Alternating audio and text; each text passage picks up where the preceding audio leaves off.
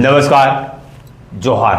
વાત કરીશું આપણે ડાંગ જિલ્લાની આહવા સનસદ પોઈન્ટ. ડાંગ જિલ્લાના આહવા ખાતે સનસદ પોઈન્ટ પાસે ખેતીલાયક જમીનનો વિવાદ. વારસદારોની કરોડોની છેતરપિંડીનો આક્ષેપ લાગ્યો છે. 73AA નિયંત્રણવાળી જમીન ખોટા દસ્તાવેજોથી વેચાણ થયાનો આરોપ ફરિયાદીઓ વર્ષોથી ન્યાય માટે ભટકી રહ્યા છે. આહવાના સનસેટ પોઈન્ટ મુકામે સંયુક્ત ખાતે આવેલ ખેતીલાયક જમીનને લઈ ગંભીર આક્ષેપો સામે આવ્યા છે.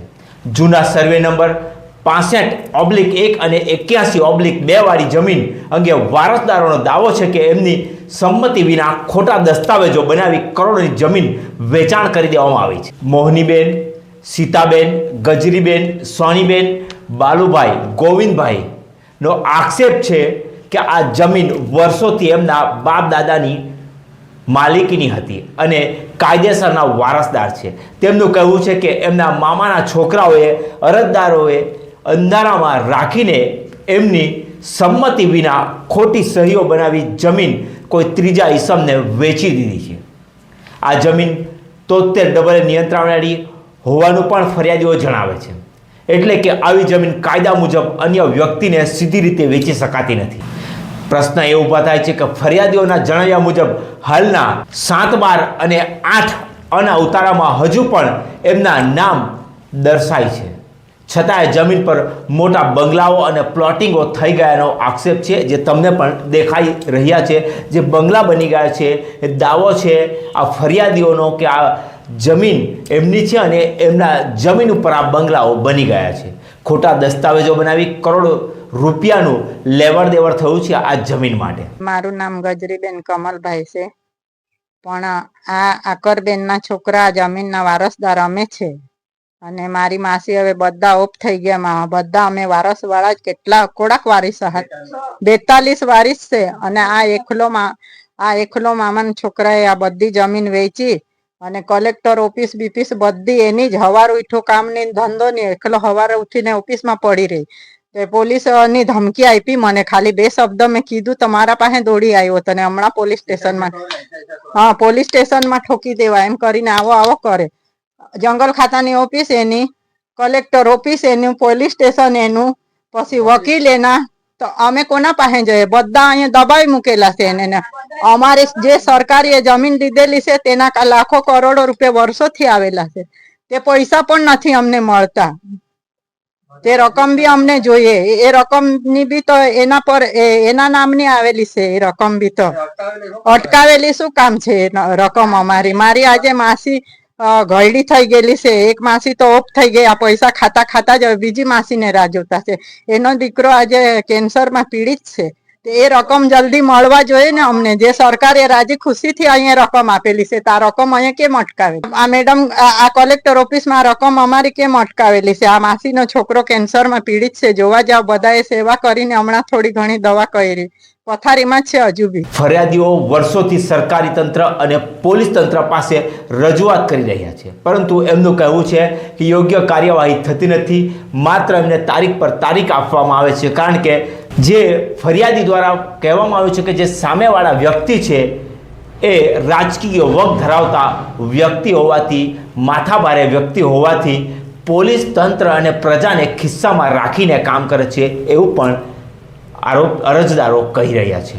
2023 અમે અરજી આપેલી છે, તેઓ સુનાવણી નથી આવી. હમણે આ 2026 ચાલુ છે, તો હમણાં અમે કલેક્ટર સાહેબે નોટિસ ફટકારી એમ કે તમે આવી જાઓ 9 તારીખે. જમીન લેવાવાળા, બંગલાવાળા બધા બોલાવ્યા ત્યાં અમને. તો ત્યાંથી અમને અંદર લીધો ચેમ્બરમાં. તો એવો કલેક્ટર સાહેબે જવાબ આપ્યો કે જમીનવાળા આ સાઈડે રહે અને લેવાવાળા આ સાઈડે રહે. તો અમે સાહેબ પેલા અમારો તો ચૂપચાપ કઈ બોલવાનો આશરો જ નહીં આપ્યો. પછી જમીન વાળાને પૂછે તો પેલા બંગલા લેવા વાળાને પૂછે તો એ કહે કે અમે દંડ ભરવા તૈયાર છે. તો પેલા મેડમ સામે રહીને કે તમારે એવો દંડ ભરવું પડશે અને આ જે જમીન વાળા એવો દંડ ભરવું પડશે. તો સાહેબ અમે પેલા ખોટી દસ્તાવેજ કરેલી છે, 2023 અરજી આપેલી છે, તે ખોટી દસ્તાવેજ કરીને વેચી શકેલી છે એ લોકોએ. તો એમાં પુરાવા અમને જોઈએ કે કોણે એમાં સહી અંગૂઠો મારેલો છે અને કોણે ખોટી સહી કરેલી હોય તો એ તમે નિકાલ કરવા જોઈએ. અને જમીન કોના નામ પર છે? અમારે દાદા દાદીના નામ પર. વેચવા વાળો એક જણ માણસ છે, સુરેશભાઈ શુકરભાઈ. છતાંય અમને આવીને જોમ ધમકાવે, પોલીસ સ્ટેશનની એ આપે, ધમકી આપે. તો અમે છતાંય માન્ય કરી લીધું. ક્યારે જોઈ તો એને બધા જોઈને ગભરાતા છે.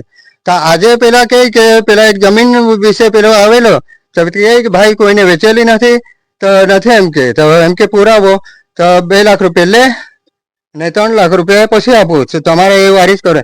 તો આજ સુધી કોઈની સહી સ્વીકાર લીધેલી નથી. પણ મેડમે તો ડાયરેક્ટ કહેવાને બદલે તો ડાયરેક્ટ કહે તમે દંડ ભરો ને હો ભરો. એવું થોડું ચાલે. અમે તો ખોટી જમીન ગઈ અમારી ખેતીની 1 કિલો 1.5 કિલોમીટર, તો તે અમે આ જમીન હારવી ગયેલા. તો તમે સમાધાન કરવા એ માટે થોડા ગયેલા કે જમીન વાળા તો એકદમ ખુશ થઈ ગયા, રંગે રંગે ખુશ થઈ ગયા કે અમે મેડમ ભરીશું, પણ બીજી વાર ઉઠાવે નહીં. તમે એમાં જવાબ આપ્યો કે નહીં મેડમ એ ચાલે નહીં, કોઈ નહીં બોલ્યો, મેં બોલી શક્યો. કારણ કે આ અમે આગળ વધાવશું, તમે જવાબ ઊંધો આપેલો છે. કાયદાકીય જ્ઞાન અને આર્થિક મર્યાદાઓને કારણે ઓફિસ અને કોર્ટના ચક્કરો કાપતા આ ફરિયાદીઓ થઈ ગયા છે. હાલ સુધી આ મામલે સંબંધિત પક્ષો અથવા અધિકારીઓ તરફથી કોઈ સત્તાવાર પ્રતિસાદ મળ્યો નથી.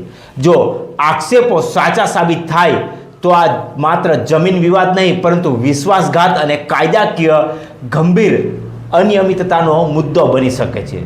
હવે જોવાનું એ રહ્યું છે કે શું થશે, નિષ્પક્ષ તપાસ થશે, વર્ષોથી ન્યાય માટે લડી રહેલા વારસદારોને ન્યાય મળશે કે કેમ, કે પછી સરકારી તંત્રના ચક્કીમાં આવા ગરીબ અને સાચા અરજદારો પણ પીસાઈ જશે.